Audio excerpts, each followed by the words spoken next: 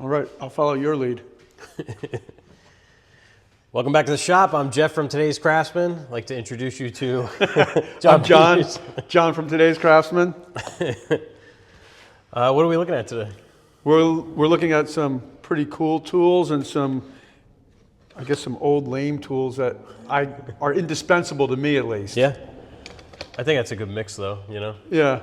Well, I looked at your tools and I looked at my box and I said, you know, maybe you should just do this video yourself. But then we figured we'd change it up a little bit. Yeah. But you can start. All right. So yeah, what I grabbed were a couple things that I thought were like tools that you didn't know you needed or that you didn't know about that could help you. So these are some things that primarily get used on site. So let's talk about this first. These are two examples of air shims or wind bag, some people call them. I think that's a brand. So this is just like a little bladder, and it has a little hand pump here, like a blood pressure cuff, and you can just pump it up. And it's an air shim. So this one goes about 2 inches at least. Yeah. And this one's, smaller, whereas this one's a little bit bigger. This was a 3-pack. I'm not sure what I did with the other one, but these are good for situations where you can't really get, like, let's say you have finished material, you don't want to get a pry bar in there. So I use like a little trim bar a lot on site. And, if you get in there and you start prying on stuff, you're going to mark it up. So this you could stick, I just used it on a kitchen. I had upper cabinets sitting on the countertop and they were next to the wall and I needed to just get them over a little bit. So I stuck this in between and just pumped it up and it just pushed the cabinets right over. Walter mentioned those to me. He said, Jeff has these little airbags that he just levels everything up and you have your laser and you're all set. Yeah. So super handy for that, times when you don't want to mark stuff up or, like the air has an amazing amount of power, like a lot of times more than you can like put with your hands unless you have like a long lever. So strong too. So we have the airbags. This is like constantly. Wait, I think it's my turn now. Oh yeah, sorry. All right, so this is like. I don't know if you've exactly what I was talking about. I don't know if you've ever seen one of these. This is my go-to pry bar. You can tell I've had it for as long as I've been woodworking. And this is just a nice size. You're gonna pull the shoe molding off against the baseboard or casing. So whenever I'm doing any kind of jobs around the house, I have a few go-to tools. They're all in here, but this is definitely one of them. So it's nice because it's not too big. You can put it in your pocket or you can put it in your bag. And this one's been around forever, but you can find these anywhere. And I actually like this one because it's got a nice patina on it. And looks pretty thick too, like it won't bend. Yeah, it is. It's pretty good. And it's got a nice sharp edge on it too. So you can see I've used it for some funky stuff here. It looks like tar on it. But yeah, just another tool that you probably already have. But if you don't have it, good chance that you need it and you'll use it. Yeah, when I was a trim carpenter, I always had that in my pouch. And even now for installs, I have one in my pouch and I keep one on my little tool cart. Yeah, they don't cost a lot. And in fact, it's very similar to a beekeeping tool. It's almost the exact same thing, really. I've used this to take the frames out of the beehives as well as pulling casing off the wall. So just a great all-around carpenter, woodworker, homeowner tool. Yeah. Even a homeowner, I think, could use one of these because there's going to be some time you have to pry something off. Oh, yeah. Yeah, you can use it as a scraper, all kinds of stuff. Yeah, for sure. So that's not lame. I like that. It's not lame, but it's just it's not an airbag that you you can blow up and wait till you see this. Yeah, that's pretty cool. So this is like always getting me out of a jam. So you go out on site, or even I have one of these in my house, and this a lot of times comes out of the van and into the shop. So this is a 26-in-1 screwdriver. So you press these little that's nice buttons here, it pops out, this little carousel, and they're like spring loaded on a O-ring. So these are all double-sided. So like this is a number 3 Phillips and a number 1 Phillips. So this, they make a couple different versions of this. I forget what this one's called, but this has hex. So we have Imperial, Allen Okay, yeah. keys. This has Definitely could use that. like 4 different sizes of slotted. It has Torx, so I want to say up to a Torx from like a T15 to a T30. We've got Posi drive, 1 to 3. Do you know what you paid for this? It's like less than $30. Seems like something you should have in the van and in the shop. Yeah, Because what's going to happen is you're going to take it out of the van, get to your job, and realize it's in the shop. yeah.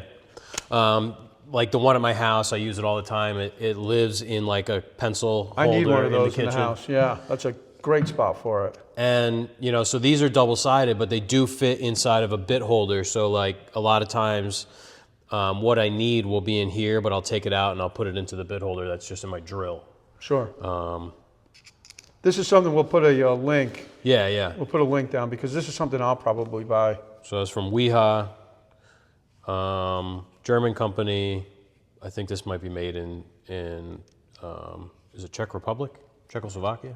I can't remember what it is now. I don't know. But yeah, cool tool.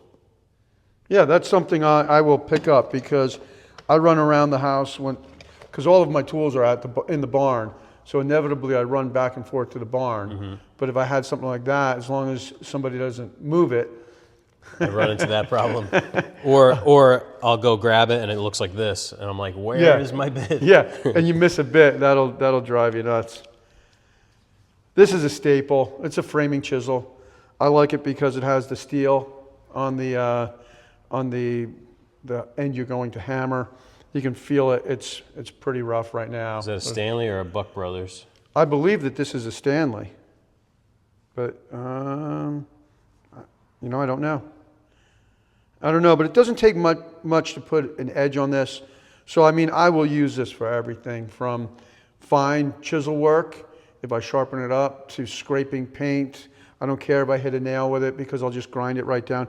And usually when I sharpen this, I'll use my belt sander. Mm-hmm. I'm sure you've used a belt sander. Oh, yeah. So I'll use the belt sander, and then I use a piece of, I'll start with like a piece of 300 wet sandpaper, go up to 5, and just kind of give it a quick edge, and then it's usable again as a chisel. But again, I'll use this for digging nails out. Mm-hmm. Again, it's like the thing that comes out when I have to do some potential demo in the house, rip things out.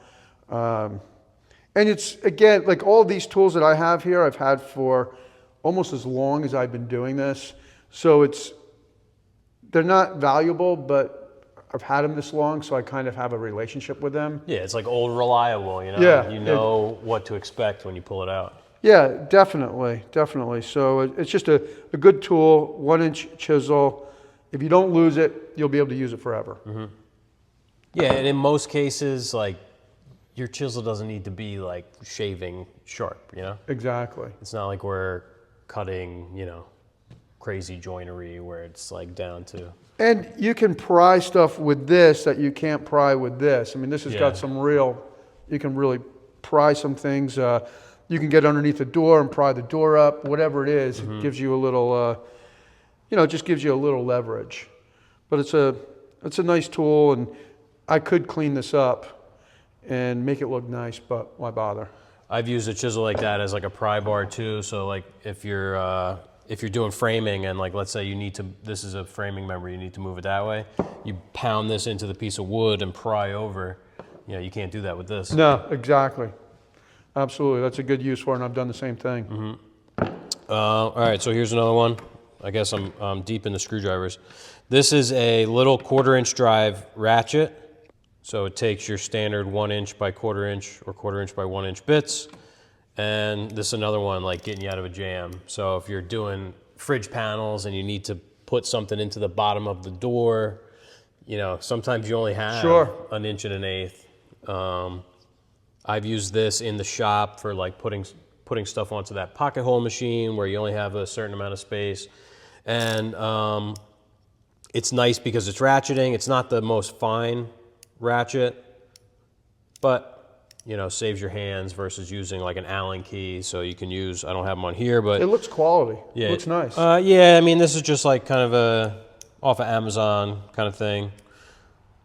But Yeah, it yeah, looks it's like it just works. one of those things where when you need it, you're glad you have it. For sure. For sure. And it kind of will relate to the next one that you're going to talk about. Yeah. Since I'm up next, I think I've talked about this one. Has a funny story. I think that was your tool of the week when you came onto the podcast for Yeah, the first it's time. like 4 years ago. So this is just what would you call this? A wire cutter? Diagonal cutters. Okay, diagonal cutter.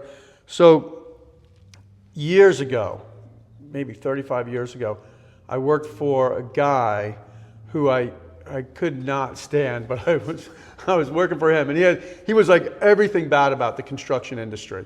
I mean, the mason would show up at 11 and be drinking by 11:30. There was just everything that you connect like bad construction workers to. That's what this guy was all about.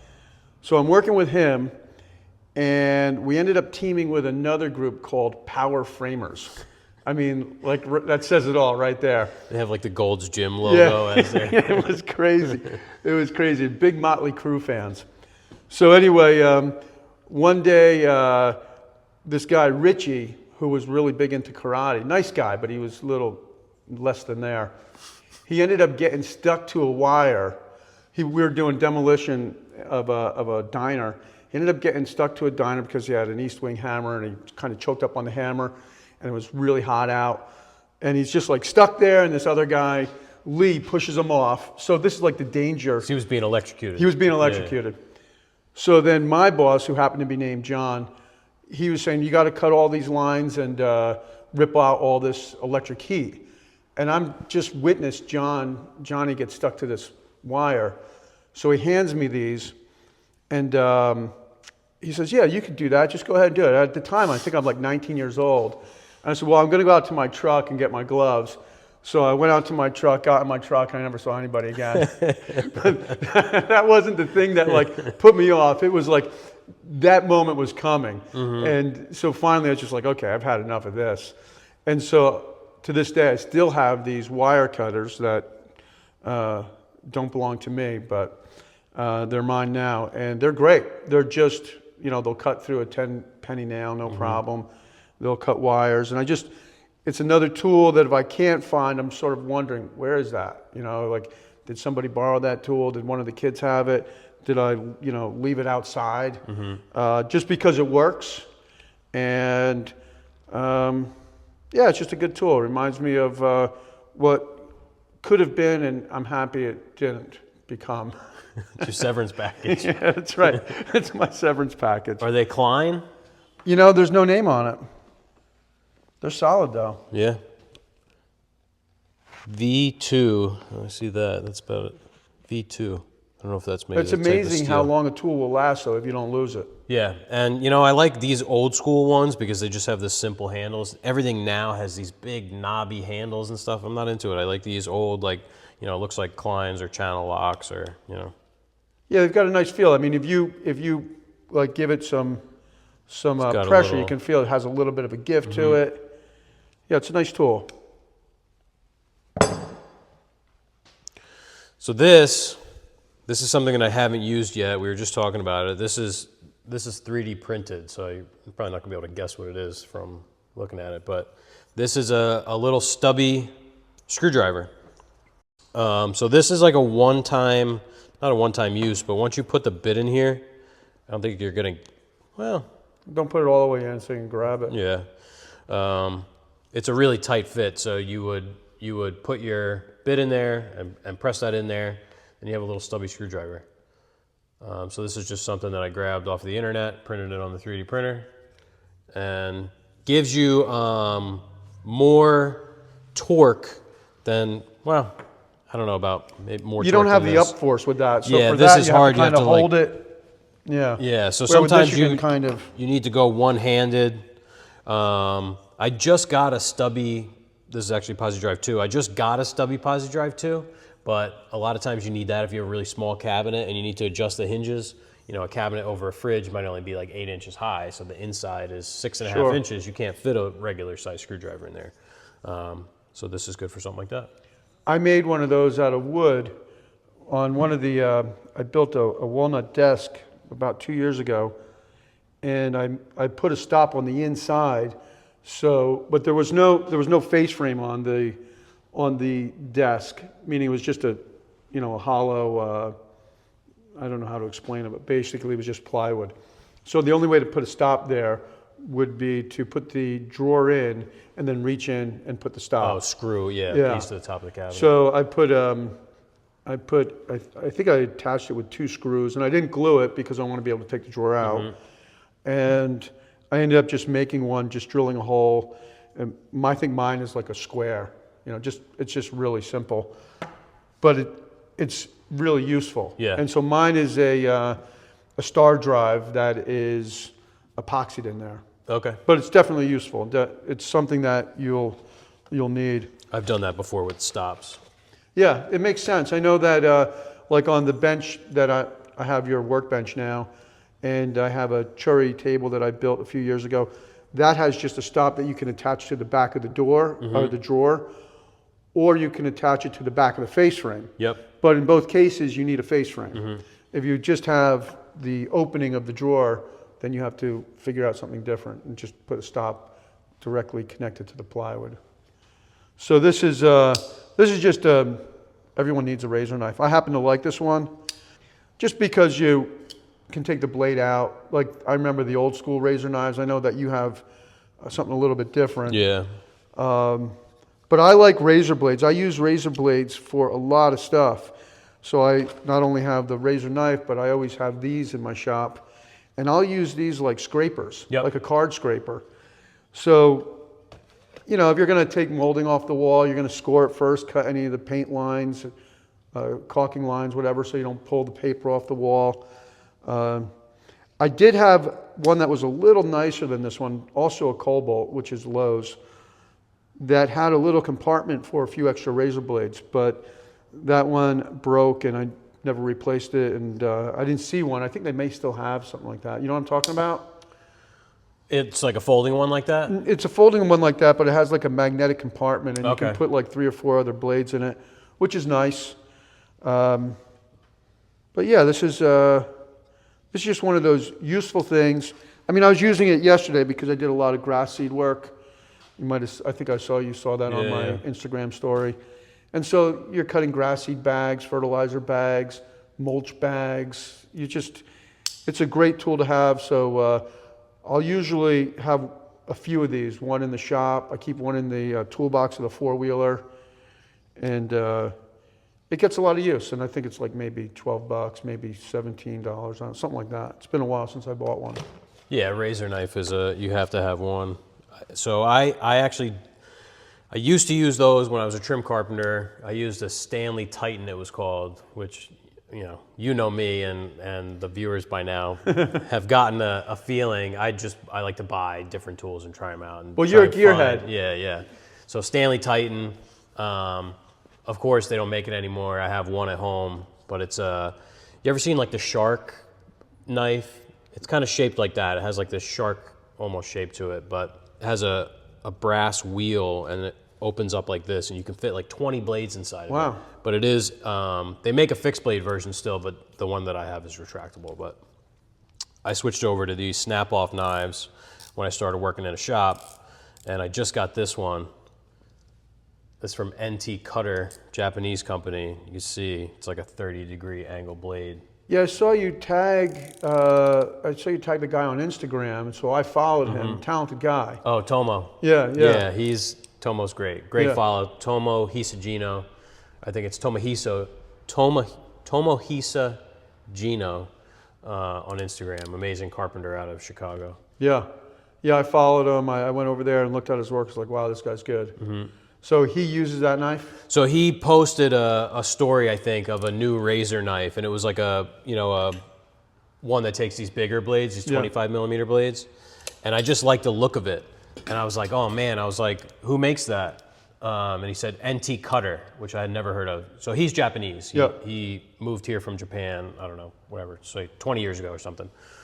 So he knows about like a lot of these cool brands that I don't know about. Sure. So then I started looking, I'm like NT Cutter, and found this. So this is a 9 millimeter width blade. Now, why don't you want something as heavy as, say, like this one here?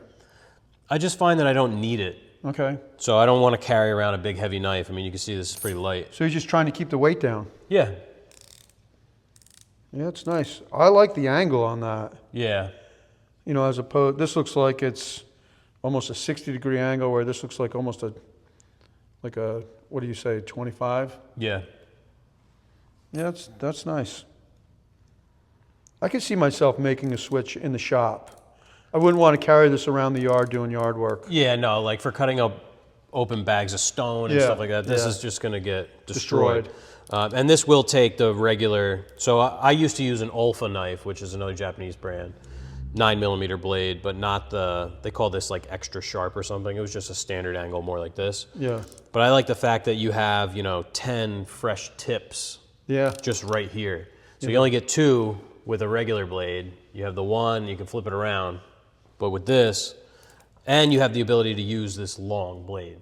So sometimes if you need to like transfer a mark, so like let's say you had something that was tall and you wanted to transfer this down here. Yeah, that's you nice. can use it like that. I use this like a scraper too. Yep. So you see? Yeah, I could see using that for cutting veneer, because you only get so many cuts because you're using the tip of the blade, and then you have a nice sharp blade. And it comes out nice and easy, and it's auto lock, so. Doesn't break off that easily. This is like gonna be the thing that puts me in the hospital, because I'm always like putting it out really far to cut cardboard, and then I end up snapping the blade off, and it like goes like flying past my head. But it's pretty strong, as long as you use it the way you're supposed to. Sure. Yeah, I like that. Great for cutting tape and stuff. Funny talking about like things that could hurt you. More than once, taking the drill bits out of my drill. Did you ever have it where it just flies up, Where like is the it? drill bit? So the drill hit you? Yeah, I forget. I was drilling something. I took it out and I just like swiped it across my hand and cut myself open. And that's like a week old. Mine's from like when you, like the chuck is maybe a little bit stuck, so you have to put a little more pressure on it. And then when it goes, it really goes, and then the drill bit just goes flying. Oh yeah.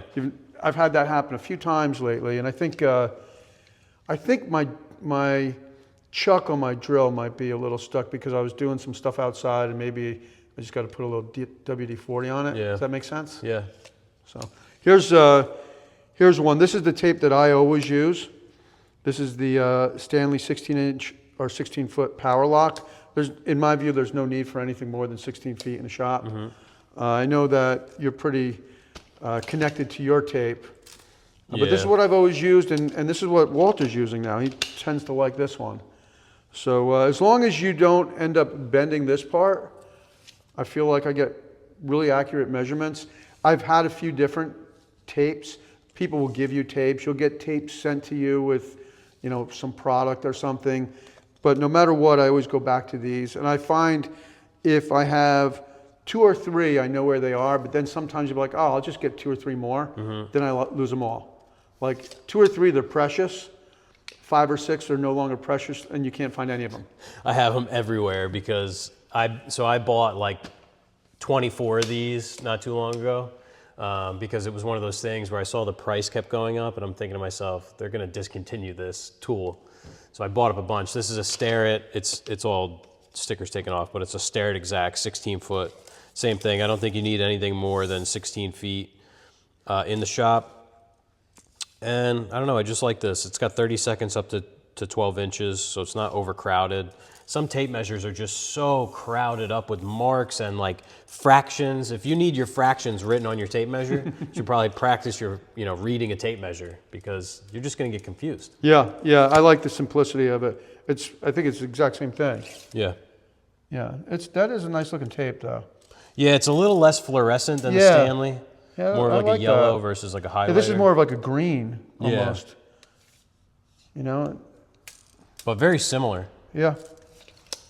I've just had really good luck with these. So we have an 18-inch Starrett. It's a combo square, but it's a protractor one. So I always check this against that, and these have always been dead on with that. So if a Starrett rule matches up with the Starrett tape, now these are made in China. This isn't like some special tape measure. But if it matches up with that, I know that this is accurate. And, if you work in a shop with a bunch of people, it's important that you make sure that all of your tapes match, because what's 24 to your tape might not be 24 to my tape. And it doesn't really matter which one is actually 24 as long as everything is the same. I remember you and Rob talking about that early on. I've always worked by myself, at least for the past, for as long as I can remember now. And so I never really, I never really thought about that. And then you guys were having that conversation. I said, yeah, that makes a lot of sense. Yeah, building cabinets and furniture, it's important. It's one thing if you're on site doing even trim, 30-second is not always the end of the world, but. So we're going to shoot a podcast now. Hope you guys are listening to the podcast every Friday morning. Yep, 5 a.m. Eastern. And this will come out Saturday morning at 8:30. Really appreciate everybody tuning in. This is kind of like maybe a nice one to just have a cup of coffee and either learn a few things or maybe agree with a few things or disagree with a few things.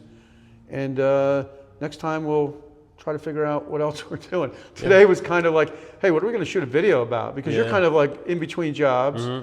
So in the podcast, we'll talk about that. I'll talk about what I'm working on. And again, thanks a lot. We really appreciate you. Yeah, talk to you next week. Let's hope we're recording.